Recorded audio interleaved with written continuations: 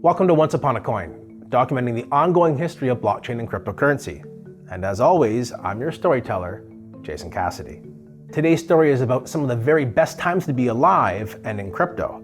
So let's go jump into the blockchain-based hot tub time machine of installed out back, because we're about to relive what is quite possibly the most important turning point in all of cryptocurrency history. Some of the most notable events in cryptocurrency took place during this time period, so buckle up, grab yourself a liquid refreshment, and prepare to be amazed. This is a story of crypto in 2013.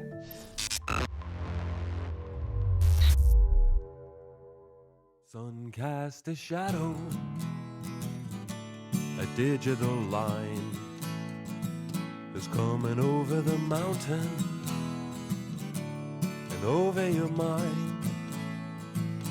Go down to your Bitcoin, hang on for the ride. We're moving into the future, one block at a time.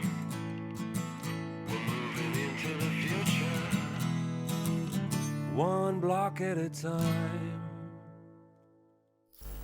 All right, I've been looking forward to this episode for a long time now, and for good reason. First off, being in the blockchain space up until this point was fun, but it was all just a primer for what was about to take place in 2013. The sheer amount of action that happened during these 12 months is hard to put into perspective, but that's why I'm here to help out with that task. And secondly, I'm probably a good soul to shepherd us along this journey because 2013 holds a very special place in my heart.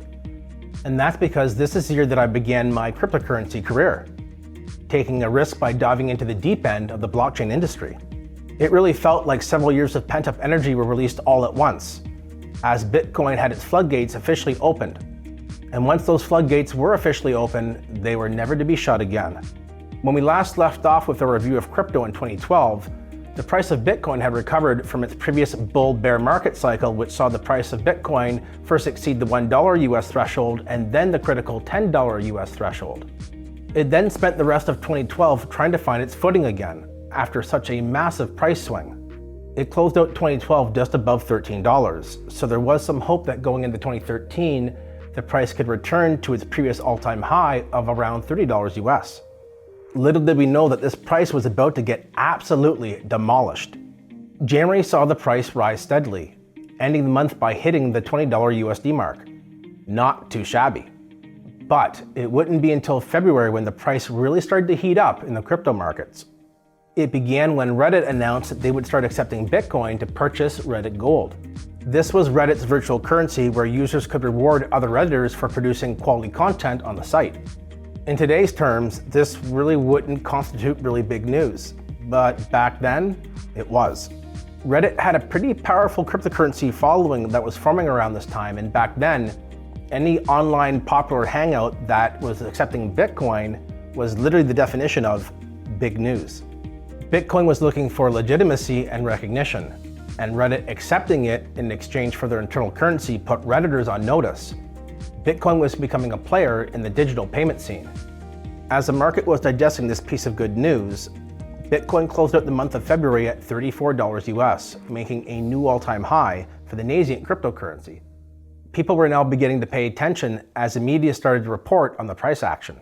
2013 is the year where the blockchain space really went mainstream. People started to understand what Silk Road was and what Mt. Gox was, and that there was an opportunity here, but that it was still super unprofessional.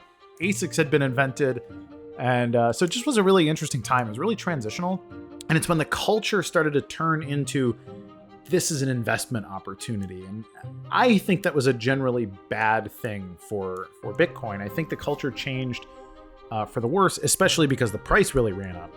It really showed that you could make tremendous money by being involved in the Bitcoin economy. And that really changed the culture. And the culture really hasn't changed back ever since. That's really when the domination by cypherpunk values and just general like computer science people and politically motivated folk really became to be replaced by finance, the kind of people that were there for the money. 2013 for crypto was very interesting. Actually ended up meeting some of the Silk Road guys, and we were trading on Mt. Gox, and they locked up like 3 or 4 Bitcoin of ours. We actually just got paid out. They gave us the cash value of then $1,100. Lost out on that one. We decided to join the CureCoin team, pre-alpha. It was a new introduction of science and everything on the blockchain. As March kicked off, something very big took place. Big enough to get the entire world's attention. The Cypriot banking system was utterly collapsing, sending shockwaves across the entire financial sector. People were unable to get access to their money, with videos popping up on social media and the news showing individuals lined up in a vain attempt to get access to money. Any money at all. Cyprus is nearly broke, and the social fabric is beginning to tear. Bank workers worried about their future blocked access to parliament. Lawmakers had to be lifted over the barricades. Outside the banks, the lines are long, customers worried. Depositors at major Cypriot banks that had over 100,000 euro in their accounts were eviscerated, losing up to 60% of their savings and getting back shares in the bank itself to cover the remaining balance. This devastating event that plagued the fiat-backed financial system was about the best marketing plug that Bitcoin and cryptocurrency could ever ask for. Suddenly, search results for Bitcoin went through the roof, as people from across the entire world finally began to see the point behind being your own bank and controlling your own money. If you were watching the carnage that was unfolding in Cyprus and had money of your own in a bank, you now had a real incentive to go ahead and look at protecting yourself so you didn't end up like many Cypriots who are now completely wiped out financially. Interestingly enough, March is also when I purchased my first Bitcoin. And during this time period back in Canada, it was not easy to buy Bitcoin as there was only a few exchanges in operation. I started the process of getting set up on an exchange in late February, and by the time I was KYC'd, deposited money at my bank, moved it over to the exchange and had my account credited there, the price of Bitcoin was rapidly approaching $50 Canadian. And that ended up being my first Bitcoin purchase, at $50 Canadian a coin. So while I may have acquired a tiny bit back in 2012 through the mining process and using Bitcoin faucets, hey, remember those things? It was actually March of 2013 that I got my first real taste of having a bag of Bitcoin. Another event took place in March that helped turn a campfire into an absolute inferno. The Financial Crimes Enforcement Network, or FINCEN, released guidelines regarding the legal status of decentralized currencies. This was yet another example of a governmental body recognizing cryptocurrency and blockchain, ushering in a new wave of investors who are now seeing the proof they needed to start taking digital currencies seriously. As you can start to appreciate here, March was an absolutely explosive month for crypto. Just how bonkers was it though? Well, Bitcoin began the month of March at a price of around $34 US. Want to know where it ended the month of March? $92 US a coin. Sweet sassy molassie. This crazy price rally saw another milestone reached for Bitcoin, and this one was historic. The currency finally exceeded the $1 billion US mark when measured by market cap, and it reached it on March 28th, with around 11 million Bitcoins in circulation. For comparison's sake, today, Bitcoin's market cap is around 830 billion US dollars. This milestone was reached in large part due to the panic that resulted from the Cyprus banking system collapse. The euphoria carried over into April, with Bitcoin hitting a high of 266 US dollars on April 10th. However, the global stampede that was now underway to get your hands on some Bitcoin was simply more than the few top exchanges could handle. Both BitInstant and Mt. Gox were experiencing sale order delays of up to half an hour as the high demand was simply overburdening their capacity. This eventually led to a drastic price drop, crashing all the way down to 76 US dollars a coin. Within just a few hours, the price began to recover, hitting $160 a coin, as the sale order delays began to slowly subside. Suffice to say, cryptocurrency was most definitely now the Wild West of the digital landscape. For most early Bitcoiners, this moment in time constituted something of a paradigm shift. They were used to small price movements and small victories when a news outlet would mention them, even if it was just to mock the currency's future viability. But things had changed, and they had changed fast. Now, it was becoming common to see Bitcoin move up as much as $10 in a single day. Considering it took several years for Bitcoin to even breach the $10 US mark, it was becoming clear to many OGs that we were now in a brave new Bitcoin world. In May, Cryptonauts got to come together to celebrate the success that was underway when Bitcoin 2013, the Future of Payments conference kicked off. The event ran from May 17th to the 19th and was hosted in San Jose, California. The conference featured the Winklevoss twins of Facebook fame and is considered the first major US summit, drawing in over 1,000 attendees. Legends of the industry like Andreas Antonopoulos also made an appearance, and while the conference was considered a success, it was still very early on for a lot of people, and this showed at times, even for a major conference like this. As June came into focus, the price of Bitcoin was bouncing around the $100 mark, and news on it and the handful of other cryptocurrencies that existed around this time was seemingly on a never-ending conveyor belt. But the industry was about to be introduced to a very, very big problem. A problem that had been lurking in the shadows for a long time now. On June 20th, Mt. Gox, the top Bitcoin exchange in the world that was handling 69% of all Bitcoin purchases, formally announced the suspension of USD withdrawals due to technical issues. This was initially communicated to be a 2-week-long delay. However, it was just the beginning of something much bigger and much, much worse than just a simple technical issue. In July, the price dipped just below the $100 USD mark per coin, and little did the world know that this would be the final time in history that you could buy Bitcoin in the double digits. The issues with Mt. Gox from June were still taking place in mid-July, which led to Roger Ver, or Bitcoin Jesus as he's better known in the industry, releasing a video vouching for the solvency and smooth operations at Mt. Gox. I'm Roger Ver, longtime Bitcoin advocate and investor. Today I'm at the Mt. Gox World Headquarters in Tokyo, Japan. I had a nice chat with Mt. Gox CEO Mark Karpeles about their current situation. He showed me multiple bank statements as well as letters from banks and lawyers. I'm sure that all the current withdrawal problems at Mt. Gox are being caused by the traditional banking system, not because of a lack of liquidity at Mt. Gox. Ver lives in Japan, which is where Mt. Gox was located, so it made sense that he would have some tie-in with the exchange. This video helped calm the nerves of many wary investors who were unable to withdraw USD from the exchange. However, this is a problem that was not going away just yet. While Bitcoin was taking a much-deserved break from the non-stop price action, something else historic was about to transpire. Mastercoin, a new protocol layer and altcoin that was built on top of the Bitcoin network, debuted and conducted the first ICO, or initial coin offering. The experiment, which this new type of coin cell very much was at the time, became a rousing success, raising 5,100 Bitcoin or 500,000 US dollars.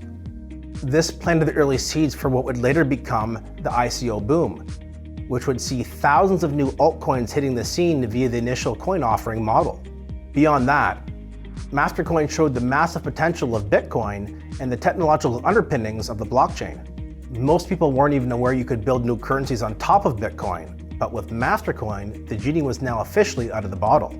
As the summer continued, Bitcoin saw yet more legitimization, and this time it came from a US federal court. This came from Texas, as a judge ruled that Bitcoin was a currency or form of money. The ruling gave the SEC, or Securities and Exchange Commission, the green light to go ahead and sue Ponzi scheme operator Trendon Shavers. Shavers was the owner of the Bitcoin Savings and Trust platform. Many investors suffered severe losses, totaling 260,000 Bitcoin. Shavers was charged with offering unregistered securities, a charge that stuck due to Bitcoin now being viewed as a legitimate form of money.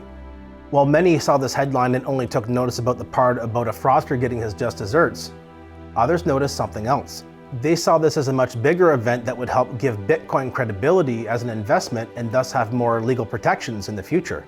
September was more or less uneventful, but the same could not be said about October. And that's because on October 1st, the FBI raided the home of Ross Ulbricht, the owner of the now infamous Silk Road marketplace.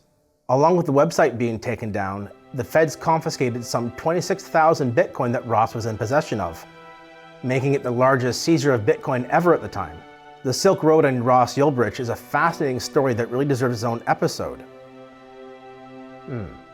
Well, at any rate, this news sent shockwaves through the cryptocurrency industry for obvious reasons. Later in October, another noteworthy event was about to take place, and thankfully this one was a little bit more uplifting. Canada put its name on the crypto map when on October 29th, the first ever Bitcoin ATM went online in Vancouver. Bitcoin was still a rather novel invention around this time period, so to have a physical ATM machine where you could actually buy the virtual currency was even more novel, if that's even possible. The ATM was a big hit and garnered a lot of attention from mainstream news outlets.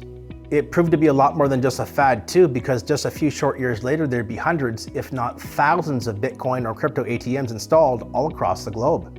Over the summer and fall months, the price of Bitcoin had reached something that resembled some level of stability, safely over the $100 US mark. Well, that was all about to change, and there's really nothing I can say to truly prepare you for what was about to happen next. November was pure insanity, with most of the focus revolving around Bitcoin's price, which had started the month off at $200 US a coin, making a new all-time high. But it's not where the price started the month off that's the real head turner here. It's where the price ended up once November came to a close. And that was the eye-watering sum of over $1,100 US per coin. Yep, you heard that right. So no need to do a playback. The price went absolutely parabolic and melted faces all over the place. It's hard to put into perspective what this time period was like, because frankly, no one involved in Bitcoin was prepared for this, let alone the public, who had their collective jaws now hitting the floor in utter disbelief. Despite the astronomical gains that Bitcoin holders were now experiencing, there were other events that took place in November, but it's kind of hard to fault anyone for not paying much attention. Maybe they should have though, because on November 27th, none other than Vitalik Buterin published the Ethereum white paper and registered the ethereum.org domain name. Crypto also got one step closer to being accepted by the mainstream when the US Senate hearings on virtual currencies took place. This allowed crypto experts to educate influential politicians on the virtues of cryptocurrencies and help dispel some of the false narratives the media had been touting. As December rolled around, the crypto world was absolutely on fire, but there was some serious cold water that was about to be poured on it. The Chinese government made an announcement that quickly cooled off a lot of people's interest in Bitcoin when they declared the outright banning of virtual currencies within their country when it came to businesses and banks. While the public was still permitted to use it, this disapproval from the government halted the rally, seeing the price begin to slide for the rest of the month, and this slide in price continued all the way into 2014. To illustrate this point, Bitcoin ended the year at $754 a coin, a far cry from its recent highs. Despite this setback, the currency had gone on an incredible ride during 2013, putting itself on the map with almost every country in the world. This is crypto though, so you can never get too comfortable. While 2013 was a real acid trip of an experience, once the calendar flipped over to 2014, watch out. Mt. Gox was still not allowing USD withdrawals off their exchange, and the situation had officially become very, very ugly. But just how bad did it get, and what impact did it have on crypto, you ask? Well, this is what we're going to be looking at next episode, so be sure to check out the story of crypto in 2014, because if you thought 2013 was something, you haven't seen anything yet. I hope you enjoyed today's stroll down memory lane. Until next time, have fun and enjoy life, my friends. I'll be back soon with another incredible story to tell you.